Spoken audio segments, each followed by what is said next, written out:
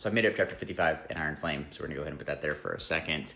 So after Violet and Dane have finally interpreted these journals, come to find out it's gonna take 6 dragons dumping their flames into this stone in order to raise the wards around Orisha.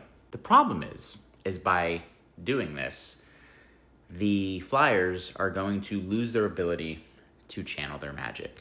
And I love the fact that before Violet has even told Xaden, before she's told anybody that she knows how to raise the wards, she calls a meeting with her squad, which includes the Flyers, and lets them know, hey, if we raise these wards, you are going to be powerless inside of Orisha.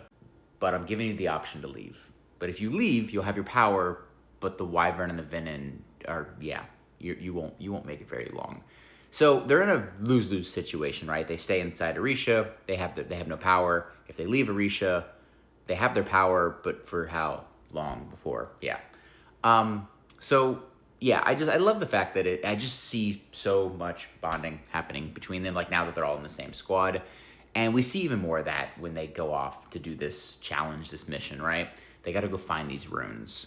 And we start to see that, these Flyers, if a certain cadet knows how to make a certain rune, they make a bunch of them, and then they pass them out to their other squad mates. And then that way, each cadet has multiple runes, whether or not they know how to make them or not. And that's just something that we don't really see with the Riders. So again, I love seeing just the companionship that we're starting to get with the Flyers, how it's getting kind of passed, how the Riders are seeing how they were basically trained to be completely different types of fighters.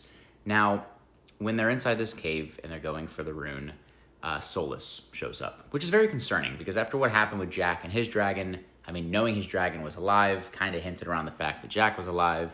So the fact that Solas is alive, it kind of started hinting around the fact that maybe Major Varish is alive. That is, of course, obviously until Solas was unalived by Andarna after Violet tossed two of her daggers into Solas's other eye, but at the cost of losing Vizio. Right now, Violet's been accused of saving her own riders, sacrificing Flyers in the past. So the fact that she saved Cat and sacrificed Vizio, I think is really, really going to form a much stronger bond between them two. Xaden's not too happy about that, but we need to get these wards up because the Wyvern, Venin, they're coming.